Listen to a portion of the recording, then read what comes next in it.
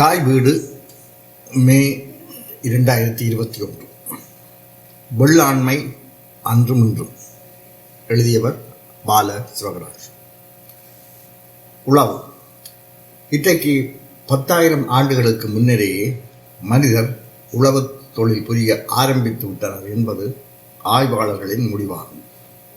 ஆற்று வெள்ளம் பாய்ந்து வடிந்த ஈரமான நிலப்பகுதியில் ஆடு மாடுகளை விரட்டி சேராக்கிய பின்னர் தானியங்களை விசிறி பயிற்சியை ஆரம்பித்து வைத்தான் ஆதி விவசாயி.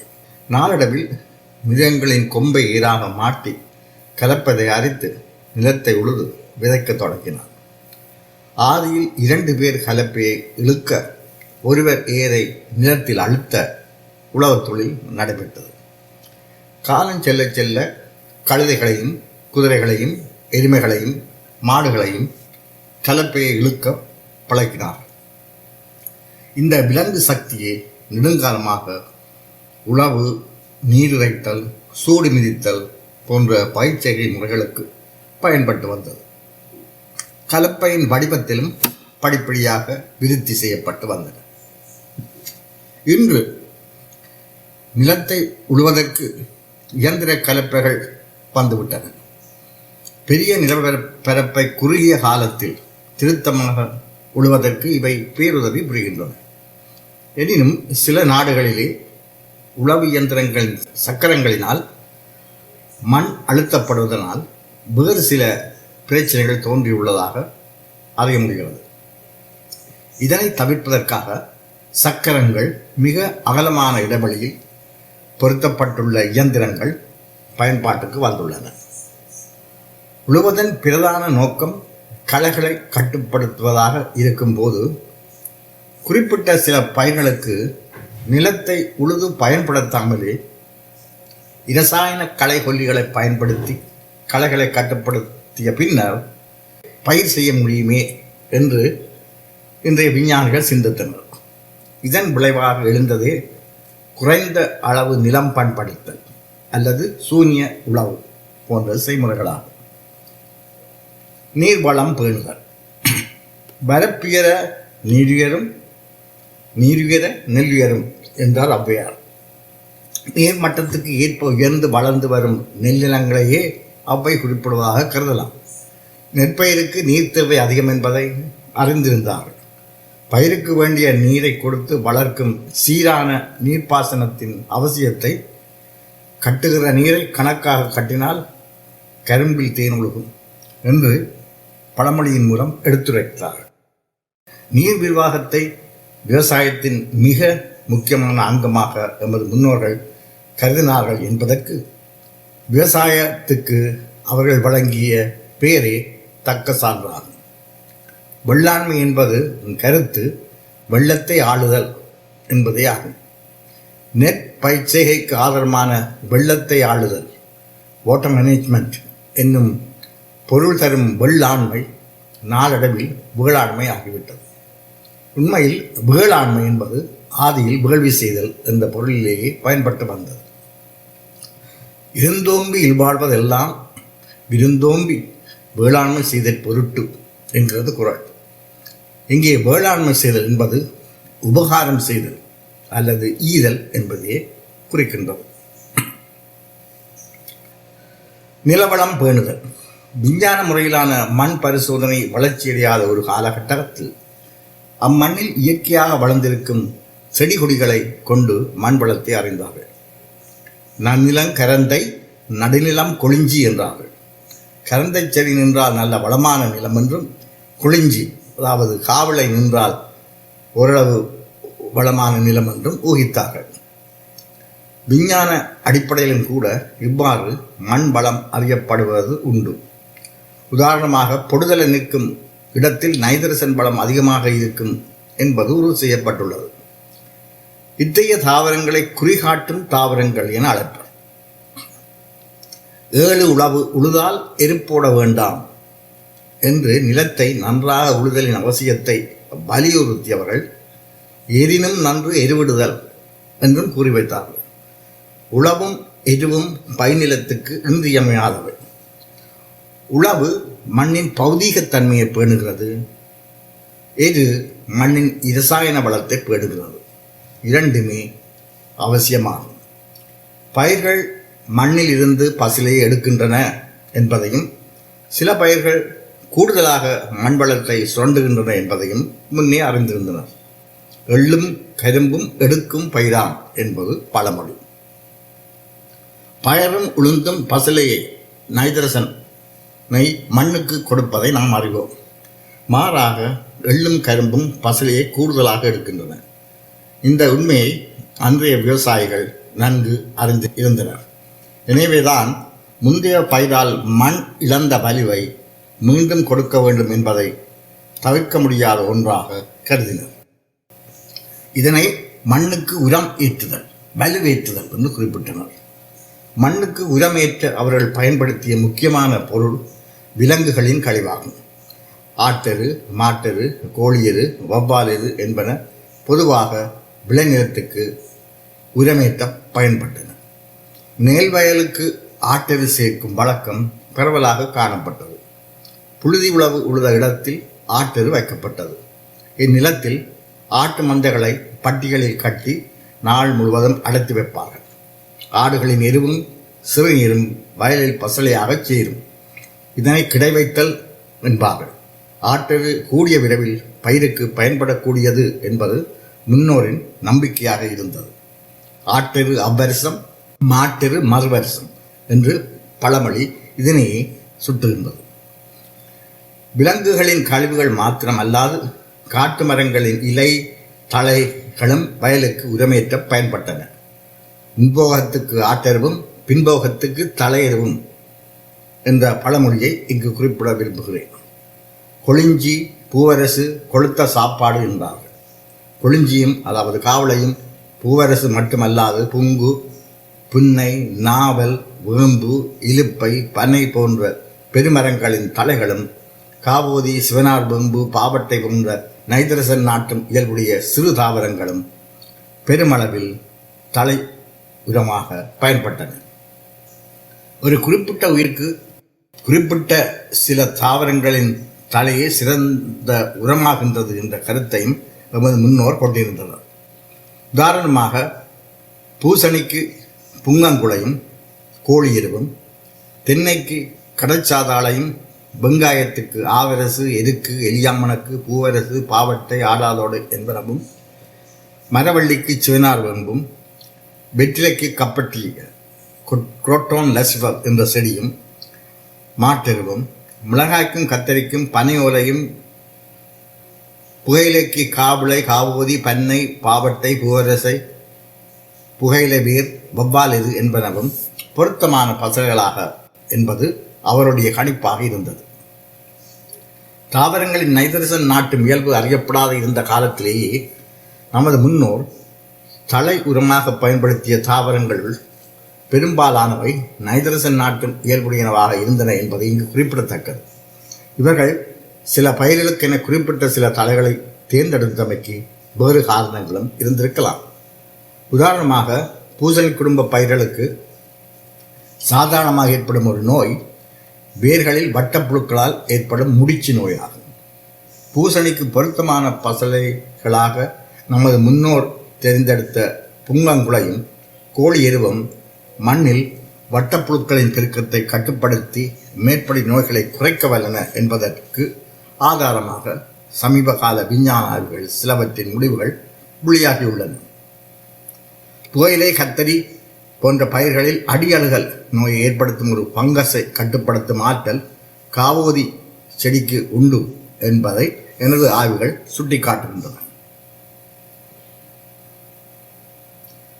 நாகராஜா மற்றும் அமரசூரி ஆகியோரால் செய்யப்பட்ட ஆய்வுகளில் சீமக்கிழவை தலையுடன் ஹெக்டருக்கு 9 தொன் இரசாயன நைட்ரசன், பாஸ்பரஸ், பொட்டாசியம் பசலை சிபார்சு செய்யப்பட்ட அளவில் 40 தொடக்கம் 50% மாத்திரம் நிலத்திற்கு இட்டபோது, ரசாயன பசலை 100% இட்ட போது பெறப்பட்டதிலும் கூடுதலாக நெல் விளைச்சல் பெறப்பட்டது. எனவே பசுந்தாள் உரங்களை சேர்ப்பதன் மூலம் இரசாயன பசலையின் அளவை குறைக்கலாம் என்பது தற்போது உறுதியாகியுள்ளது. பெரும் மரங்களின் தலைகளை உரமாக பயன்படுத்துவதில் மற்றொரு நன்மை உண்டு. இன்று நாம் மண்ணிற்கு இரசாயனமாக நைட்ரசன், பொட்டாசியம், பாஸ்பரஸ் போன்ற மூலகங்களையே சேர்க்கின்றோம். பயிருக்கு மிகச் சிறிய அளவில் தேவைப்படும் நுண்மூலகங்கள் பலவற்றை நாம் மீள மண்ணிற்கு கொடுப்பதில்லை. இதன் விளைவாக தொடர்ச்சியாக பயிர் செய்யப்படும் நிலங்களில் மேற்பரப்பில் மேற்படி நுண்மூலகங்களின் பற்றாக்குறை ஏற்பட இடம் உண்டு.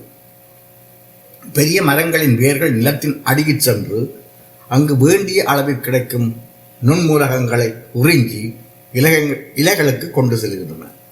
இந்த இலைகளை நாம் பசலையாக மண்ணில் இடும்போது பயிர் செய்யப்படும் மண்ணின் மேற்பகுதியில் இம்மூலகங்களின் செறிவு குன்றாதிருக்க வழி ஏற்படுகின்றது. வெப்பம் பின்னாக்கு விளையுள் எருவாம் என்ற பழமொழியையும் இங்கு நினைவு கூறுதல் அவசியம். வேப்பம் பின்னாக்கை நைட்ரசன் பசலையான யூரியாவுடன் சேர்த்து போடுவதை இந்திய விவசாயிகள் பரவலாக கையாளுகிறார்கள். வேப்பம் பின்னாக்கு நைட்ரசன் பசலையினை பாதுகாத்து பயிருக்கு கொடுப்பதோடு பீடைகளில் இருந்தும் பயிர்களை பாதுகாக்கின்றது என்பது ஆய்வாளர்களின் கருத்தாகும். எருவும் தலையும் மண்ணின் இரசாயன வளத்தை பேணுவதோடு அதன் பௌதீகத்தன்மையையும் பேணுகின்றன என்பதையும் இன்றைய விவசாய விஞ்ஞானிகள் வலியுறுத்தி வருகின்றனர். களையெடுத்தல். களையெடுத்தலின் அவசியமும் பண்டைய விவசாய பெருமக்களால் நன்கு உணரப்பட்டிருந்தது. களையிடாதவன் விளைவடான் என்று அறுதியாக உரிவத்தார்கள். களைகளுக்குள்ளே கோரைப்பிள்ளை கட்டுப்படுத்துவது மிக கடினம். கோரை மடங்க உழுதவனும் இல்லை, குதிர் நிறைய மேல் போட்டவனும் இல்லை என்ற பழமொழி கோரையை உழுவதன் மூலம் கட்டுப்படுத்துவது கடினம் என்பதை தெரிவிக்கின்றது.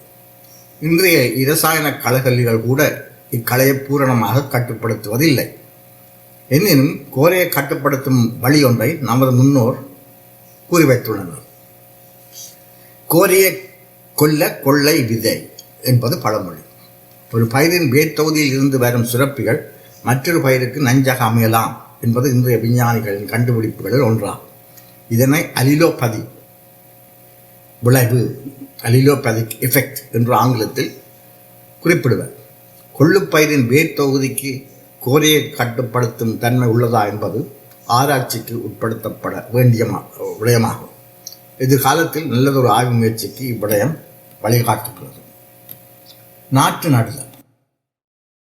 பொது ஆண்டு 17ஆம் நூற்றாண்டைச் சேர்ந்த ஒல்லாந்துக்காரர் ஒருவர் இலங்கை இந்திய மக்களுக்கு நாற்று நடவு முறை தெரியாது என்று எழுதி வைத்துள்ளார்.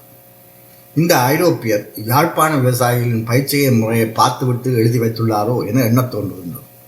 எனினும் தமிழ் மக்கள் நாற்று நடவு பற்றி இன்றைக்கு பல 100 ஆண்டுகளுக்கு முன்னேறியே அறிந்து வைத்திருக்கிறார், நடைமுறைப்படுத்தியும் வந்துள்ளனர் என்பதற்கு போதிய ஆதாரங்கள் உள்ளன.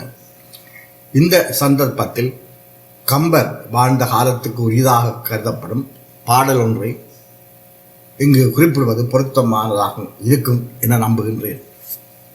சேனை தலையாக்கி செங்குருதி நீர் தேக்கி ஆனை மிதித்த அடிச்சேற்றில் மானபவன் மாவேந்தர் வேந்தன் பறித்து நட்டான் ஏகம்பன் மூவேந்தர் தங்கள் முடி.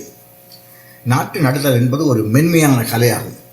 ஒழுங்காக வரிசை தப்பாமல் நெல் நாற்றுக்களை நடுவதற்கு பொறுமையும் மென்மையும் மிக்க பெண்களே ஈடுபடுத்தப்பட்டனர்.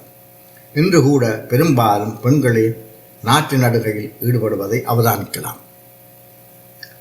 பயிரிடும் இனங்கள், crop varieties. காய் காய்க்காத கத்தரி செடிக்கும் பூ பூக்காத புடலஞ்செடிக்கும் எருப்போட்டு என்ன பிரயோசனம்? இந்த பழமொழி நல்ல இனங்களை தெரிந்து பயிரிடுதலை வற்புறுத்துகிறது.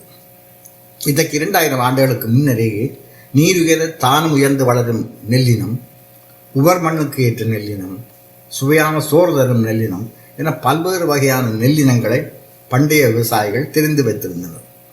விளைச்சல் குறைவாக இருந்தாலும் சில நெல் வகைகள் மக்களால் விரும்பப்பட்டன.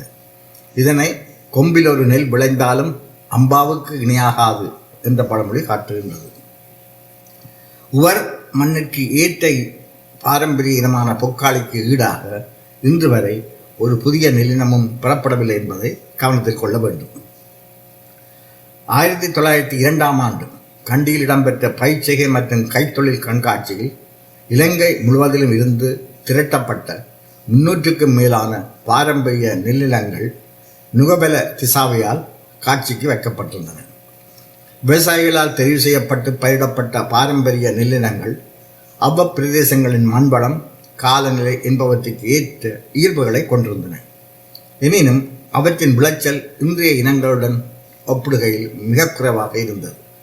மேற்படி இனங்கள் ஏக்கருக்கு 40 புசல், 3 புசல் என்பது ஒரு மூடை தந்தால் அது பெரும் விளைச்சல் என்று அக்காலத்தில் கருதப்பட்டது.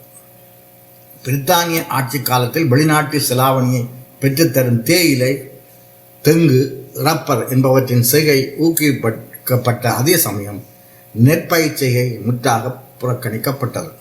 சங்க காலத்தில் ஈழத்து உணவு தமிழகத்துக்கு ஏற்றுமதியாகும் நிலை இருந்தது. அந்நிலை மாறி இன்று வெளிநாட்டிலிருந்து வரும் உணவை எதிர்பார்க்கும் நிலை உருவாகிற்று. 1930களில் அரசு நெல் உற்பத்தியை ஊக்குவிப்பதில் ஓரளவு ஊக்கம் காட்டத் தொடங்கியது.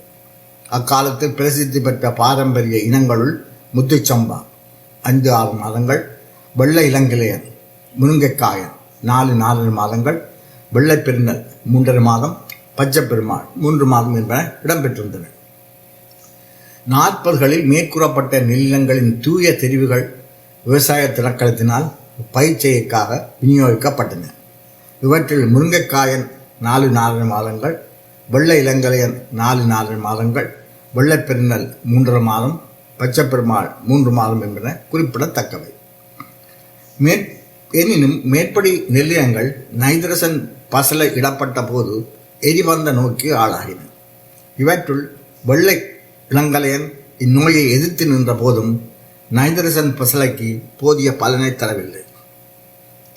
இலங்கையில் பசுமை புரட்சிக்கு வித்திட்ட கலப்பின நெல்லினங்களை தோற்றுவிக்கும் ஆய்வுகள் மகா இலுப்பிலமையில் ஆரம்பிக்கப்பட்டு 1952 பத்தலகொடை என்னும் இடத்துக்கு மாற்றப்பட்டன.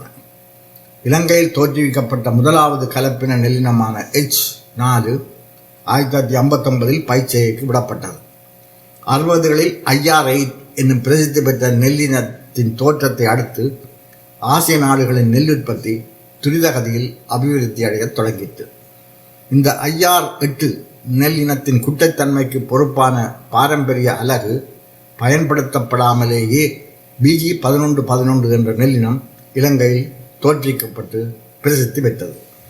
பின்னர் IR8 இன் குட்டைத்தன்மைக்கு பொறுப்பான புறப்புரிமை அலகை பயன்படுத்தியதன் மூலம் BG 34-8, BG 34-6 போன்ற 3 மாத இனங்கள் உருவாக்கப்பட்டன.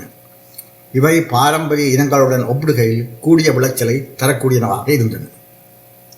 இலங்கையில் தற்பொழுது பயிரிடப்படும் சிறந்த உயர் விளைச்சல் தரும் நெல்லினங்கள் ஆகக்கூடிய அளவில் ஏக்கருக்கு 128 புசல் விளைச்சல் தரக்கூடியன.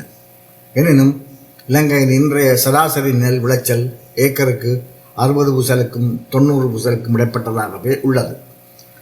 புதிய நெல்லினங்களின் வருகையால் இலங்கையின் நெல் உற்பத்தி அதிகரித்த அதே புகழை பாரம்பரிய நெல்லினங்கள் முற்றாக கைவிடப்படும் நிலை ஏற்பட்டது. மேற்கூறிய பிறப்புரிமை அடிப்படையை கொண்ட 5 தொடக்கம் 10 வரையிலான நெல்லினங்களே இன்றும் பயிரிடப்படுகின்றன. பல்வேறு குண இயல்புகளை கொண்ட பாரம்பரிய நெல்லினங்கள் மறைந்து வருகின்றன. 1920ஆம் ஆண்டளவில் ஏக்கருக்கு 16 புசல் என்ற அளவில் இருந்த இலங்கையின் சராசரி நெல் உற்பத்தி 1984 ஏக்கருக்கு 60 புசலாக உயர்ந்தது குறிப்பிடத்தக்க அபிவிருத்தியே ஆகும். அதே சமயம் 1910 ஏக்கருக்கு 20 புசல் என்ற அளவில் நெல் உற்பத்தி செய்த கொரியா நாடு 1986 ஏக்கருக்கு சராசரி 130 புசல் என்ற அளவை எட்டியதை இங்கு நாம் குறிப்பிட வேண்டும். இன்று உலகில் ஆகக்கூடிய சராசரி நெல் விளைச்சலை பெறும் நாடுகளில் ஒன்றாக தென்கொரியாவும் உள்ளது. பொருத்தமான உயர் விளைச்சல் தரும் நெல்லினங்கள், உயர்ந்த பசலை பிரயோகம், சிறந்த பயிர் பாதுகாப்பு முறைகள், விரிவுபடுத்தப்பட்ட நீர்ப்பாசன வசதிகள், பலமான அரசு ஆதரவு, கூடிய விலையில் அரசு விவசாயிகளிடமிருந்து நெல்லை பெற்று குறைந்த விலையில் பாவனையாளருக்கு விநியோகிப்பது, சிறந்த விரிவாக்கம் மற்றும் விவசாய பயிற்சி திட்டங்களை மேற்கொள்வது போன்றவை என்பனவே நெல் உற்பத்தியில் தென்கொரியா ஈட்டிய சாதனைக்கு காரணங்களாக கூறப்படுகின்றன. சூழல் பாதுகாப்பு. இன்றைக்கு 75 வருடங்களுக்கு முன்பிருந்த நிலையுடன் ஒப்பிடுகையில் உற்பத்தி நோக்கில் விவசாய விஞ்ஞானம் பெரும் வளர்ச்சி பெற்றுள்ளது என்பதை மறப்பதற்கில்லை. அதே சமயம் பல விரும்பத்தகாத பக்க விளைவுகளும் ஏற்பட்டு எதிர்கால சந்ததி பற்றிய அச்சத்தை விளைவித்துள்ளன. நமது எதிர்கால சந்ததிக்கு வளமான உற்பத்தி திறன் குன்றாத மண்ணை நாம் விட்டு செல்ல வேண்டிய கடப்பாடு உடையோம். இரசாயனங்களின் மிக மிஞ்சிய பயன்பாடு மண்ணையும் சூழலையும் மாத்திரமல்லாது நமது உணவையும் மாசுபடுத்துகின்றது. பூச்சி மருந்து தேவைப்படாமல் ஓரளவு உற்பத்தியை ஏனும் தரும் பயிரினங்களை தெரிந்து பயிரிடுவது மேல் என்று ஒரு சில விஞ்ஞானிகள் கருத்து வெளியிட்டுள்ளனர். பெரிய பெரும் மக்கள் தொகைக்கு உணவு போட ஆய்வுகள் நடத்தும் விஞ்ஞானிகளுக்கும் சூழல் மாசடைவது பற்றி அங்கலாய்க்கும் விஞ்ஞானிகளுக்கும் இடையில் ஒரு இழுபறி போராட்டம் இன்று நடந்து கொண்டிருக்கின்றது.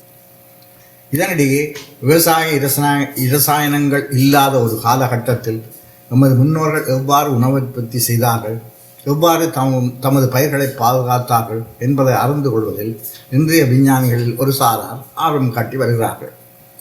முன்னோர் அனுபவ வாயிலாக கண்டறிந்த சில விவசாய நுட்பங்கள் இன்றைய விஞ்ஞான யுகத்தில் புராதனமாகவும் மூட நம்பிக்கையாகவும் தோற்றமளிப்பினும் அவற்றில் ஒரு சிலவேனும் இன்றைய பிரச்சனைகள் சிலவற்றுக்கு விடையளிக்க முடியுமா என ஆராய்ந்து வருகிறார்கள். ஒரு சிலர் இது விடயத்தில் வெற்றியும் கண்டுள்ளார்கள். உதாரணத்துக்கு ஒன்றை இங்கு குறிப்பிடலாம். அந்த பூச்சிக்கு நொச்சி தலை என்பது பழமொழி. தானிய கிழங்குகளில் பூச்சிகளின் தாக்கத்தை கட்டுப்படுத்த நொச்சித்தலை, வேப்பந்தலை போன்றவற்றை முற்கால விவசாயிகள் பயன்படுத்தினார்கள். பாகிஸ்தானில் தானியங்களை சேமித்து வைக்கும் பெரிய மட்பாண்டங்களை செய்யும் போது களிமண்ணுடன் வேப்பிலை சாற்றையும் சேர்த்து பசலை செய்யும் வழக்கம் இருந்து வந்துள்ளதாக அறிய முடிகிறது. இன்று பூச்சிக்கொல்லி மருந்தாக வேப்பம் விதை, வேப்பெண்ணெய், வேப்பம் பின்னாக்கு, வேப்பிலைகள் என்பவற்றை பயன்படுத்த முடியும் என்பது விஞ்ஞானபூர்வமாக உறுதிப்படுத்தப்பட்டுள்ளது. விவசாயத்துக்கென காடுகளை அழிப்பதனால் ஏற்படும் சூழல் மாற்றமும் வெள்ளப்பெருக்கும் மண்ணரிப்பும் பாரிய பிரச்சனைகளாக உள்ளன. வளர்ச்சியடைந்து வரும் நாடுகளின் வளமுள்ள நிலங்கள் காடு அழிப்பினால் பாலைவனங்களாக மாறி வருகின்றன. லத்தீன் அமெரிக்க காட்டு பிரதேசத்தில் 3/2 பகுதி இன்று அழிந்து விட்டது. ஆப்பிரிக்காவின் காட்டு பகுதியில் அரைவாசி போய்விட்டது. தாய்லாந்தில் கடந்த 10 வருட காலத்தில் காற்பங்கு காடுகள் அழிந்து விட்டன. இலங்கையில் வருடந்தோறும் சராசரி 42,000 ஹெக்டேர் பரப்பளவில் காடுகள் அழிந்து வந்துள்ளன. இன்று காடுகளை அழிவிலிருந்து காப்பாற்றவும் பயன் தரும் மரங்களை உணவு பயிர்ச்செய்கையுடன் இணைத்து வெள்ளான் காடு அக்ரோஃபாரஸ்ட்களை உருவாக்கவும் உலகளாவிய ஆய்வு முயற்சிகள் மேற்கொள்ளப்பட்டு வருகின்றன. காடுகள் இருந்தால் நாடுகள் செழிக்கும். மரங்களை நடுவதன் மூலம் பெறக்கூடிய நன்மைகளை நமது முன்னோர் வலியுறுத்தி வந்துள்ளனர். இதனால்தான் அண்ணன் பிள்ளையை வளர்ப்பதை விட தென்னம்பிள்ளையை வளர்ப்பது நல்லது என்றார்கள்.